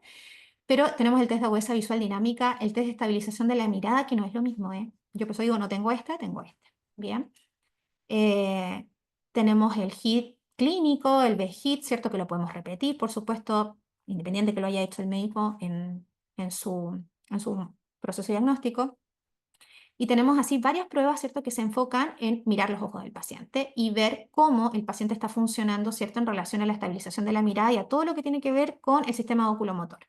También tenemos pruebas que van a apuntar más a la estabilización, ya sea a la postura, ¿cierto? Estática o dinámica. Tenemos el Romberg, el test de organización sensorial, que es un test que se ocupa en la posturografía dinámica computarizada. Tenemos un test de la visual vertical subjetiva, que es un test que se hace con un balde, que nosotros podemos construir, ¿cierto? También hay documentación que nos dice, de hecho hay un documento de un otorrinolaringólogo chileno, que es el doctor Jayo Brainbauer, que también es de descarga gratuita, donde aparece cómo construir este dispositivo para evaluar la vertical subjetiva. Tenemos el test sensorial modificado, que este es como una alternativa del SOT, pero lo usamos en posturografía estática y también lo podemos usar sin posturografía. Y están los cuestionarios que me van a decir cómo impacta en la calidad de vida todo esto que está viviendo el paciente, ¿cierto? Y dentro de esos cuestionarios, clásicamente está el DHI, y también hay uno que yo utilizo mucho, que es el ABC Scale, que nos reporta de cómo el individuo, ¿cierto? El paciente realiza ciertas situaciones de equilibrio en la vida cotidiana. Y también está este test que me parece muy importante también en el equipo de pacientes que nosotros vemos, que es el test de sensibilidad al movimiento, que se hace en una camilla y que es muy parecido a las maniobras que hacemos para el BPPV. Y más, ¿sí? No son los únicos.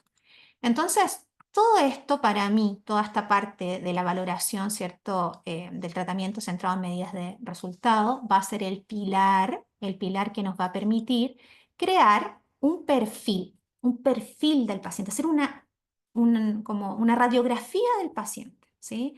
De cómo está funcionando, cuál es el diagnóstico, qué es todo lo que yo veo. Por eso cuando les hacía la pregunta al principio, ¿podemos avanzar sin un diagnóstico claro? Yo digo que sí, porque podemos por lo menos ahorrar tiempo, ganar tiempo, empezar con la valoración funcional de ese paciente mientras conseguimos que vea un especialista, que se establezca el diagnóstico. Podemos dar nuestro punto de vista de lo que vimos en la evaluación funcional, nuestra sospecha diagnóstica también, ¿por qué no? O sea, somos parte de un equipo que muchas veces necesita construir el diagnóstico porque no siempre es tan fácil diagnosticar un paciente con patología vestibular.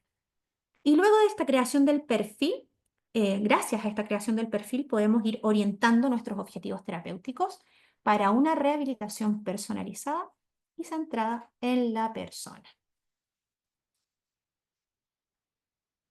Entonces, este paciente, ¿cierto? Volvemos a Nicolás. ¿Cómo se recupera? Perdón por la imagen, a mí también me marea.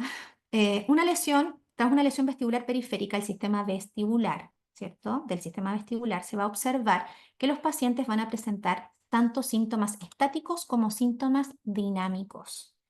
Bien, los síntomas estáticos son los que suceden en reposo con la cabeza quieta y los síntomas dinámicos, los estáticos son los que suceden en reposo con cabeza quieta y los dinámicos los que suceden en movimiento. Entonces, ¿cuáles son los signos y síntomas estáticos? El nistagmo espontáneo, ¿cierto? Que aparece cuando hay una crisis de vértigo.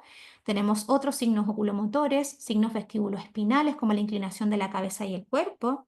Tenemos vértigo como síntoma y signos de percepción y orientación como por ejemplo la modificación de la visual vertical subjetiva. Esto todo mientras estamos de pie o sentados, ¿cierto? Quietos. Pero además tenemos síntomas dinámicos. Estos síntomas dinámicos son la alteración del reflejo vestíbulo ocular y todas sus consecuencias, ¿cierto? Por ejemplo, los problemas de estabilización de la mirada, la visión borrosa, la osilopsia, etc. Y tenemos el deterioro también del control del equilibrio en contextos desafiantes o no tan desafiantes cuando nos movemos y nos desplazamos. Problemas de la marcha, lateropulsiones, entre otras. Ahí es donde se ven estos síntomas dinámicos. Ahora, estos síntomas también se pueden clasificar, ¿cierto? Dependiendo de hacia qué sector impactan. Tenemos así los síntomas que están a nivel oculomotor, nistagmo, desviación oblicua, cambios de la ganancia de la fase del BOR, síntomas a nivel postural como la inclinación de la cabeza y el cuerpo, desviación de la trayectoria locomotora cuando hay un lado lesionado, ¿cierto? Y los síntomas y signos que se presentan a nivel central, que son la modificación de la percepción vertical, tanto del entorno como del propio cuerpo, los déficits de orientación espacial, los déficits de navegación espacial, que también últimamente están siendo muy estudiados, y creo que esto también nos va a dar muchas respuestas para el tratamiento de las personas con 3PD cuando ya tengamos más claro cómo funciona. Los déficits de navegación espacial también se ven muchísimo en personas con demencia. Bien. Ahora, los trastornos neurovegetativos, ¿cierto? Van de la mano. Hay pacientes que tienen náuseas, ¿cierto? Que tienen mucho malestar y también las primeras horas se ve mucha manifestación de estos síntomas neurovegetativos.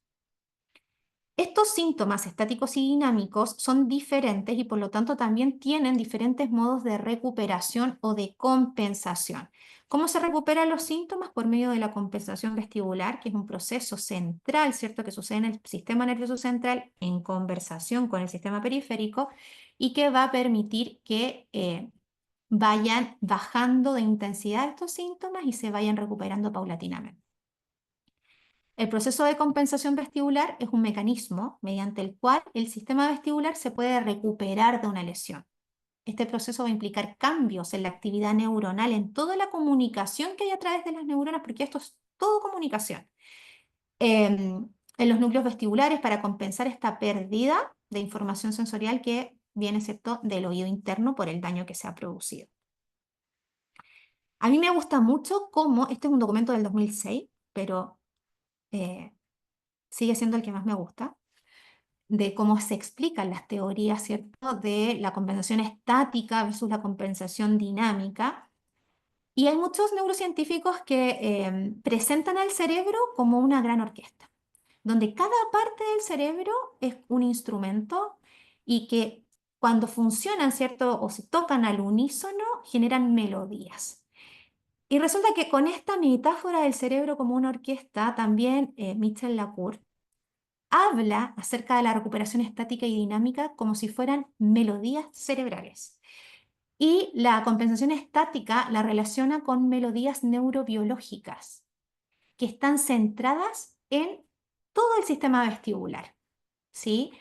Acá las características de esta melodía neurobiológica del proceso de compensación, ¿cierto?, estático, tiene características que se ciñen a una recuperación que es, o una compensación que suele ser completa y que sucede en un corto espacio de tiempo, ¿sí? Sucede rápido, porque de hecho se ha comprobado que inmediatamente se genera una lesión vestibular, el sistema solo, sin que nosotros hagamos nada, tiene la capacidad de recuperarse y restaurarse y volver a sus niveles iniciales. No en todas las personas sucede de la misma manera, ni tiene el mismo éxito, ¿bien? Pero tenemos esa posibilidad y esa característica que sucede sola, no tenemos que hacer nada como rehabilitadores vestibulares prácticamente. Y a eso él le llama melodías neurobiológicas, ¿sí? Y los mecanismos son la restauración de la tasa de disparo espontáneo de las células a nivel, ¿cierto?, de los núcleos vestibulares. Aquí, por supuesto, que participan un montón de estructuras centrales, donde el cerebelo toma un protagonismo importante cuando se trata de patologías de origen periférico. El cerebelo es como este director de la orquesta que va a facilitar que esa melodía, ¿cierto?, fluya y se recuperen estos signos y síntomas estáticos que son tan molestos en los primeros días o en las primeras horas de una crisis. Luego está la teoría dinámica y la melodía de la teoría dinámica es una melodía conductual o una melodía del comportamiento, ¿cierto? Ya más o menos sabemos entonces de qué depende. Va a ser necesario, ¿cierto?, que haga el sujeto para que el cerebro reaprenda nuevas formas de funcionamiento. La compensación dinámica por sí sola es incompleta y tarda mucho tiempo. Es decir, el sistema nervioso central tiene la facultad de restaurar todos estos procesos, pero cuando se trata de restaurar los síntomas y signos dinámicos, se vuelve un desafío en muchos casos, sobre todo si la persona se queda en su casa y no se mueve. Por eso es que hablamos de melodías conductuales. ¿Y de qué se trata esto? Van a ser principalmente sustituciones sensoriales y estrategias motoras que van a buscar recuperar la función perdida o van a buscar modificarla y sustituirla por otras entradas.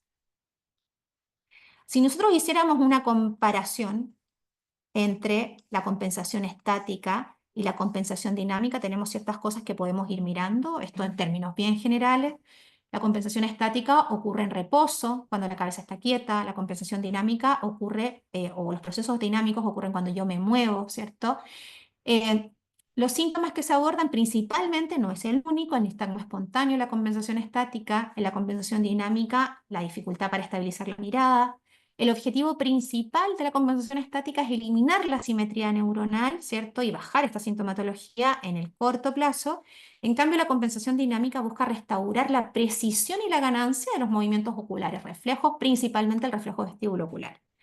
El mecanismo principal en la compensación estática es la reducción de la actividad neuronal en el lado lesionado hasta igualarla con el lado sano, y en la compensación dinámica hay un aumento de la actividad neuronal en este lado de la lesión, aunque no siempre, ¿cierto?, alcance la efectividad que tenía al comienzo.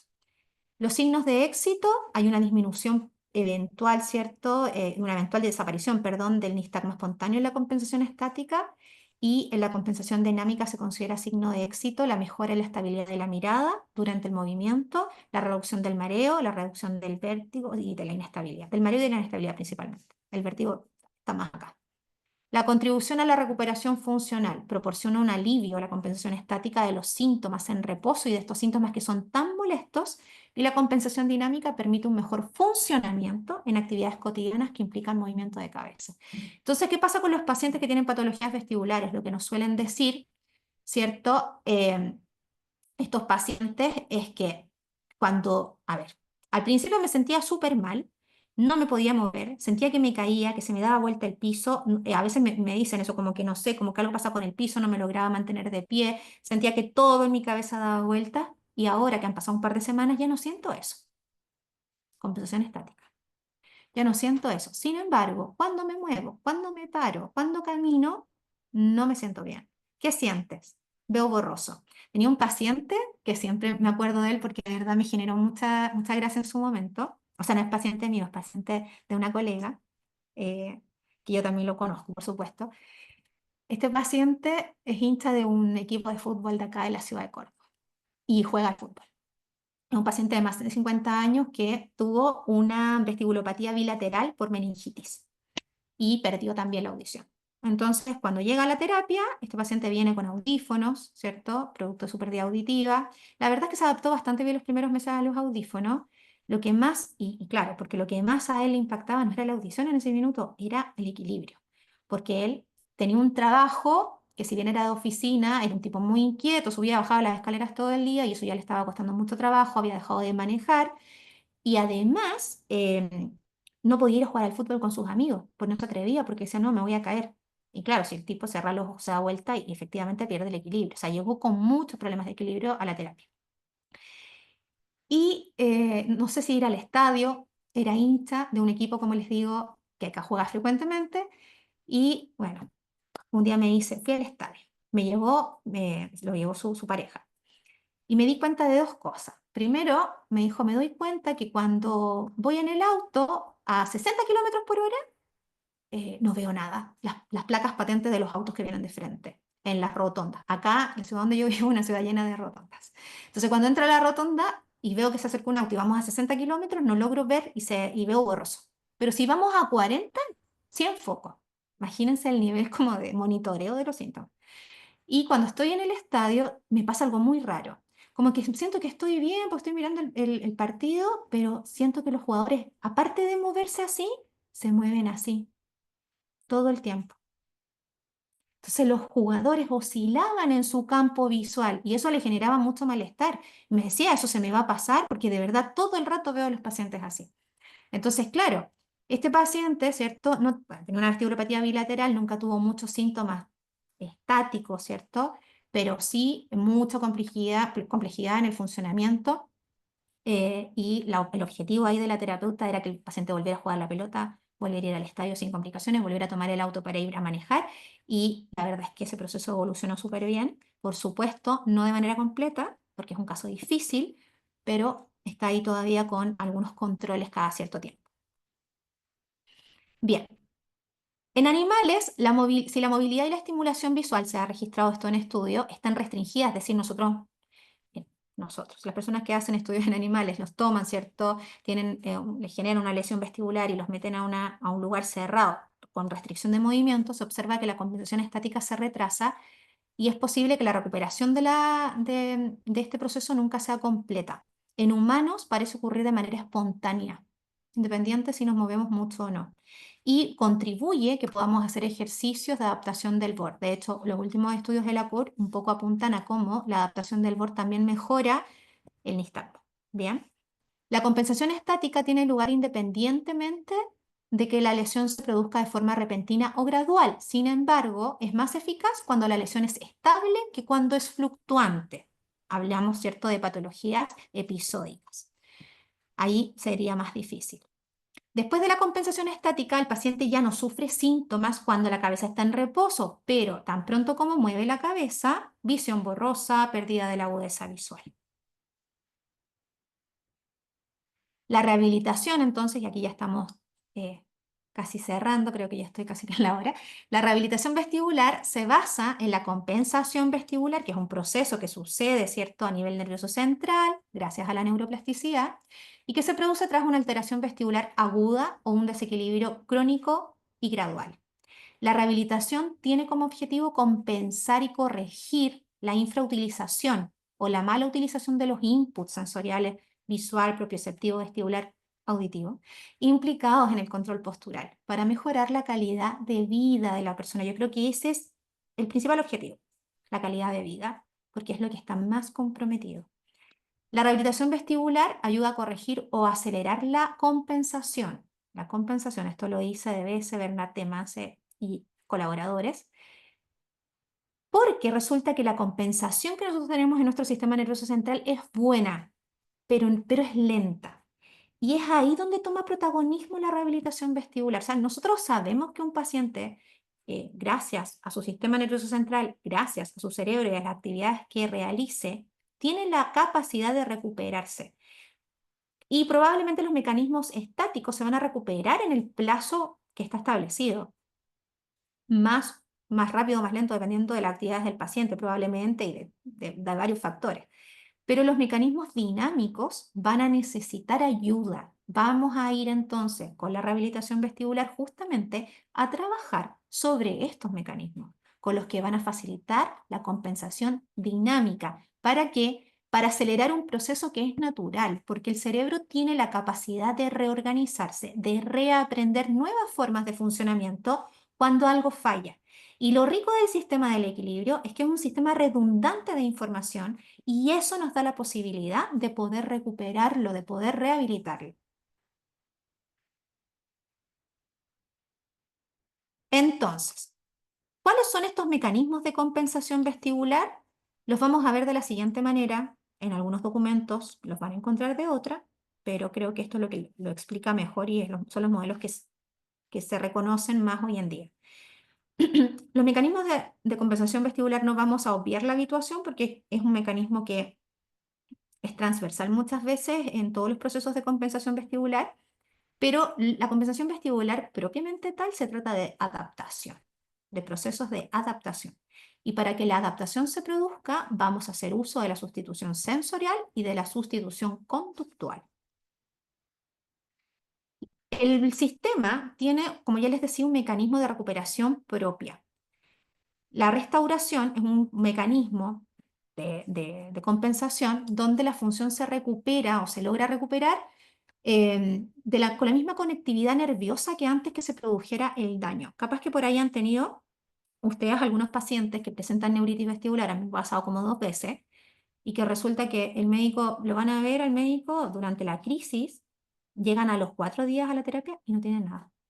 Y resulta que todas sus pruebas estaban súper alteradas y en muy poco tiempo volvieron a cero, o sea, a la reconectividad normal. Eso pasa en algunos casos, no en todos, ¿sí?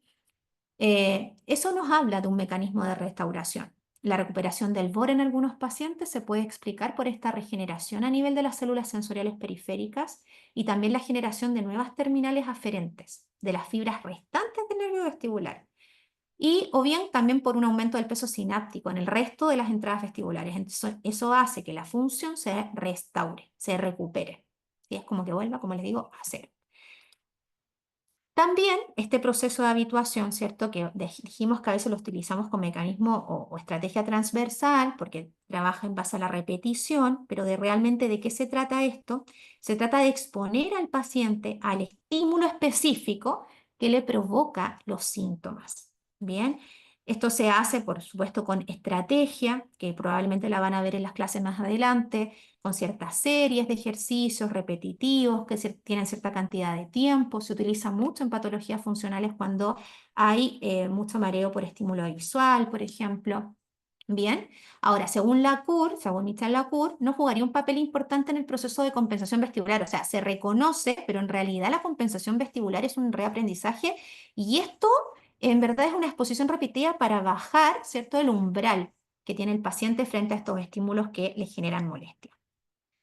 Entonces, la adaptación va a ser realmente el mecanismo poderoso de compensación porque implica un proceso de aprendizaje a nivel del sistema nervioso central. Es un tipo de reeducación y nosotros como rehabilitadores vestibulares contribuimos con ese mecanismo de reeducación. Entonces, lo que se busca es que las funciones perdidas no se restauran, sino que se reemplazan por nuevos modos de funcionamiento porque tenemos la capacidad de funcionar de otra manera, utilizando ya sea señales sensoriales o estrategias motoras. Y viene de ahí, ¿cierto?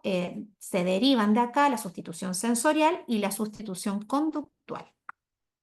La sustitución sensorial, tenemos acá el sistema somatosensorial, los puse en simple estos tres y considerar todo lo demás para poder explicarlo, pero tenemos funciones vestibulares, ¿cierto?, que probablemente fallan, funciones visuales y somatosensoriales, estos tres estímulos, y acá se ve el tema de la reponderación sensorial. Entonces, cuando falla la entrada vestibular, sabemos que existe esta posible reponderación sensorial, pero a veces esa reponderación sensorial no es efectiva, y ahí es donde tenemos pacientes que se vuelven dependientes visuales y no pueden cerrar los ojos. Entonces, ¿cuál es el rol en la terapia? Recalibrar eso. Es decir, que esa ponderación sensorial sea lo más equitativa posible, que esté en el máximo equilibrio posible, cosa de que el paciente pueda recurrir tanto a las estrategias somatosensoriales como visuales en situaciones desafiantes de equilibrio cuando ya no cuenta con una entrada vestibular, que esto es lo que pasa, ¿cierto? Los mecanismos de sustitución sensorial se utilizan cuando perdemos bilateralmente, ¿cierto?, los dos laberintos. Y la sustitución conductual, acá el sistema nervioso tiene la capacidad de controlar las funciones vestibulares por medio de una reorganización neuronal y lo que hace es volver a aprender. Es decir, yo perdí la capacidad de esta función, la tengo que reaprender, tengo que volver a hacerla, ¿sí? Capaz que no como la hacía antes, pero sí la voy a tratar de recuperar. Y ese es el principal mecanismo de adaptación del reflejo vestíbulo ocular que está dado por la sustitución sacádica. Bien, también se habla de otros tipos de aprendizaje motor y conductual que no es muy positivo, por ejemplo, la limitación de los movimientos, que lo vemos mucho al principio, los pacientes, para no desencadenar los síntomas, se empiezan a mover en bloque. Y acá también me acuerdo de una paciente que tenía 19 años, que tuvo una lesión vestibular por una cirugía, tuvo una lesión vestibular del lado derecho, no, del lado izquierdo, del lado izquierdo. Entonces, cuando hacíamos las pruebas de marcha, me acuerdo que ella, hay una prueba en el DGI, que es una prueba de distintos tipos de marcha, donde tienes que caminar moviendo la cabeza izquierda y derecha. Y esta chica lo que hacía era que caminaba y movía a derecha, y cuando se movía a izquierda, se movía así, o sea, giraba, rotaba todo su cuerpo. Entonces, vamos a derecha, izquierda, derecha, izquierda. Y ella no se había dado cuenta, no había tomado conciencia de eso, yo la grabé, se lo mostré y todo. Bueno, eso de limitar los movimientos no es una compensación muy positiva, probablemente le genera después dolor cervical, estaba de hecho con mucho dolor cervical. Eh, entonces también es algo que durante la terapia hay que tratar de equilibrar, ¿cierto? Sacar, dejar de lado para aprender otras formas, ¿cierto?, de sustitución conductual más efectiva y que no generen otro tipo de malestares como los dolores cervicales, porque resulta que ahí después pasa que el paciente cree que sus síntomas son por las cervicales y que no estoy negando que existan, pero acá se genera un círculo vicioso, ¿cierto?, que hace que este dolor cervical, después yo pienso que el mareo es por eso y no será por las cervicales, o sea, eso lo hice muchísimas veces. Ahora, en términos bien generales y ya sintetizando para finalizar esta presentación, las patologías vestibulares periféricas en general se van a trabajar principalmente el reflejo vestíbulo ocular, la adaptación del reflejo vestíbulo ocular, ya sea por estos mecanismos, ¿cierto?, de comillas, adaptación o sustitución, dependiendo de si el paciente tiene una patología unilateral o bilateral. Hay distintos tipos de ejercicios para recuperar, ¿cierto?, en la medida de lo posible el reflejo. Y también se va a centrar en el trabajo del reflejo vestíbulo-espinal y en el control postural. Esto en términos genéricos, ¿cierto? Sabemos que hay un montón de otras estrategias que utilizamos, pero esto es como un poco resumiendo lo central del trabajo de las patologías periféricas. En el caso de las patologías vestibulares centrales va a depender si es que hay, por ejemplo, hiperfunción vestibular central o acá, esto quedó mal puesto, disfunción de la fijación central. Cuando hay hiperfunción de la vestibular central, perdón, más que trabajar la recalibración del BOR, ¿cierto? El BOR, este tipo de ejercicio que conocemos, ¿cierto? Vamos a trabajar la supresión del BOR, que es justamente mirar un objetivo al mismo tiempo que muevo la cabeza. ¿Sí? Vamos a trabajar también con la memoria del BOR y cuando hay disfunción de fijación central ya entran en juego las antisacadas y las sacadas guiadas por la memoria. Les dejo acá al pie un documento em, que, que está bueno para que puedan revisar, que explica un poco más en profundidad de qué se tratan estos ejercicios para no detenernos mucho tiempo acá. Y finalmente, ¿cómo es el abordaje de las patologías funcionales? Volvemos a Carmen y voy a leer solo lo que está en rojo para que no nos olvidemos. Giraba, superficie tambaleante, me da miedo salir, me marean los tumultos, no me creen, eso es súper común, llora, triste, enojada y con miedo. Yo creo que de todo lo que más destaca acá son sus síntomas emocionales. Todavía no tenemos las respuestas absolutas para el tratamiento. Hay, por supuesto, propuestas de tratamiento para el 3PD y para otras patologías de origen funcional. Sin embargo, no tenemos la respuesta y yo creo que es importante empezar, ¿cierto?, a generar protocolos, a conversar. Creo que estos encuentros son súper importantes porque justamente nos permiten darnos cuenta si estamos súper equivocados en nuestro enfoque, que puede ser una posibilidad, eh, y mirar cómo está trabajando el otro. Yo creo que nos ayuda mucho en esta retroalimentación para lograr mejor las cosas, porque siendo sinceros, como dije al principio, a trabajar con este tipo de disfunciones vestibulares, hemos aprendido por ensayo y por error y, y nos falta, ¿cierto?, todavía investigar mucho más. Entonces, recordar este modelo creo que es importante, por lo menos a mí me ha servido mucho para poder entender cómo funcionan los pacientes, aparte de escuchar su relato completo. Considerar que sí vamos a trabajar en base a esta esterocepción, ¿cierto? Con los inputs visuales, auditivos también, que también ahí hay una cosa importante. Nosotros también hemos estado viendo cómo los inputs auditivos, cuando estamos haciendo posturografía, contribuyen al control del equilibrio. Entonces es una señal importante que no hay que olvidar. La información gravitatoria que sensa el sistema vestibular y también considerar la interocepción. Yo creo que esta reflexión igual tiene un poco que ver con mi formación de base. Para mí la interocepción es fundamental en los procesos de rehabilitación en pacientes funcionales, reconectar con el cuerpo, revisar y monitorear el ritmo de la respiración, el ritmo cardíaco, que se hace por medio de las prácticas meditativas. La verdad es que contribuye mucho a bajar la sintomatología eh, que que tiene más que ver con el área de salud mental y esas emociones, ¿cierto?, que el paciente no son agradables y que lo conectan con situaciones, ¿cierto?, que no quiere vivir. Creo que es importante que el objetivo apunte a reentrenar la percepción y la regulación emocional, eh, sin entrometernos en el trabajo de la salud mental. Quiero dejar súper claro en eso, porque en verdad hay pacientes que tienen que ir al área de salud mental, pero en la terapia misma creo que hay cosas que nosotros tenemos que ir regulando también. También trabajar el conectar con el cuerpo. Es que ese paciente, piensa en lo siguiente, esa mujer, Carmen, en algún minuto habitaba bien su cuerpo. En algún minuto su cuerpo conversaba de manera armónica con el entorno y dejó de hacerlo. Imagínense lo invalidante que es eso y lo frustrante que es. Entonces yo creo que uno de los objetivos tiene que apuntar a conectar o reconectar con el cuerpo, habitar el cuerpo. Y eso se hace explorando movimientos. Y hay muchas estrategias y vuelvo, ¿cierto?, a estrategias que pueden ir complementando nuestro trabajo. El yoga nos permite explorar nuestro cuerpo con movimientos. El Qigong nos permite explorar nuestro cuerpo con movimientos conscientes, ¿cierto? Y tienen evidencia que no la traigo en esta presentación, pero hay evidencia que mejoran el equilibrio y la propiocepción, y también el Tai Chi, que son quizás técnicas que están más alejadas de nuestra realidad occidental y latinoamericana. El yoga creo que es algo que es más cercano, pero que podríamos quizás tomar, y para eso por supuesto que tenemos que experimentarlo siempre en nuestro propio cuerpo primero, para poder transferirlo quizás en algunos ejercicios, algunas intervenciones con los pacientes que presentan esta desconexión con su cuerpo y que ya no logran moverse de manera fluida como lo hacían antes. Identificar y reconocer el síntoma, el paciente, porque desde ese lugar, desde el reconocimiento del mareo, estoy hablando del síntoma que me desagrada, ¿cierto? No evitarlo, porque las conductas evitativas lo único que hacen es que aumente más la sintomatología. Yo no tengo que ignorar el mareo, yo tengo que mirar al mareo, tengo que ir a mirarlo, reconocerlo, ver dónde lo siento, con qué se relaciona, y cuando ya lo reconozco es más fácil que ese síntoma empiece a ceder.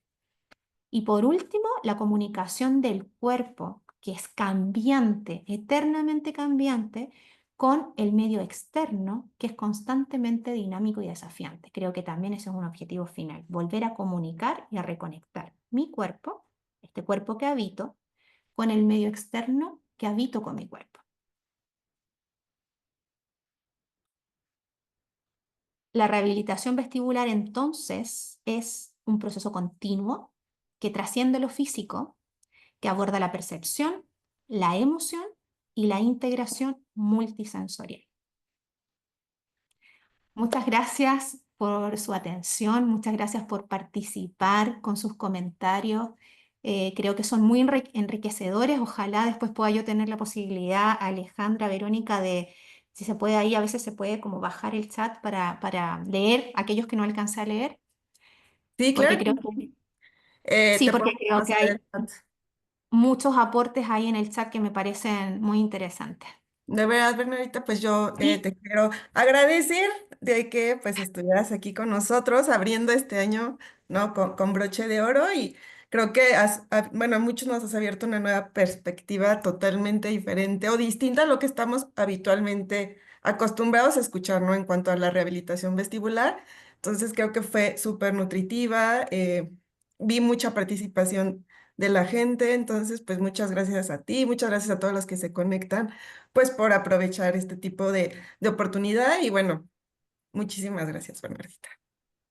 muchas gracias Alejandra a ti por la invitación, muchas gracias Alejandra porque tú eres la persona que está detrás de la organización.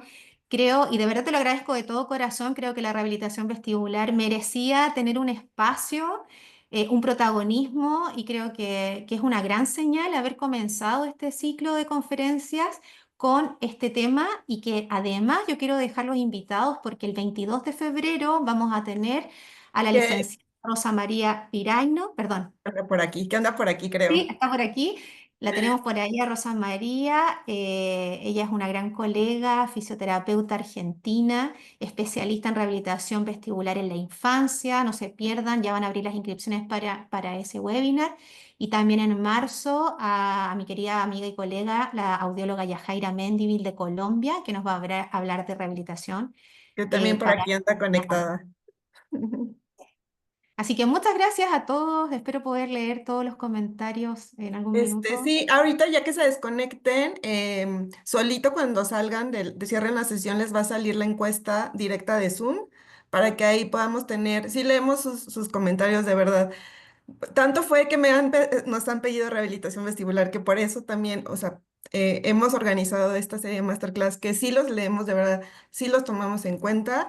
Entonces, para que por favor nos llenen las encuestas de forma, de lo que ustedes quisieran saber y también ya publicaremos la liga para la segunda masterclass con la licenciada Rosa María Piraíno. Muchas gracias. Muy buenas tardes y que tengan un buen fin de semana. Hasta No luego. dejé mi correo por ahí, pero bueno, están ahí mis redes por si me quieren consultar cualquier cosa.